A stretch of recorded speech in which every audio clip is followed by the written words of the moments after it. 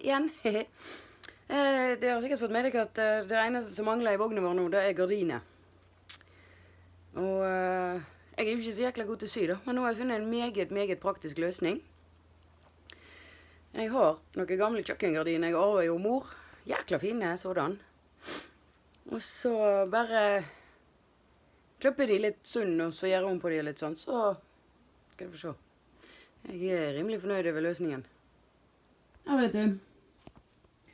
Her ser du prosjekt gardin. Du ser jo hvor nydelige de disse brune, gamle, ekle, som har hengt der i ganske lang tid, siden 85. Da har jeg funnet gamle gardiner med kyr på. Jeg synes de kjempefine. De da passer i campingvognen, vet du. Ja, det er klart de passer inn. Så da gjør jeg det så forbannet enkelt.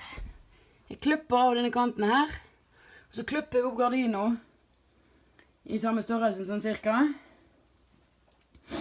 Og så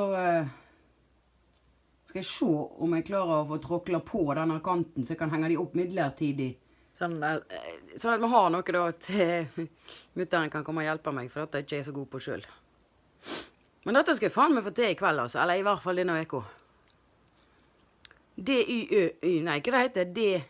Do it yourself. D-I-Y. Heter det så fint.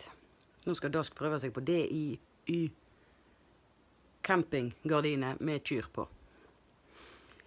Wish me good luck.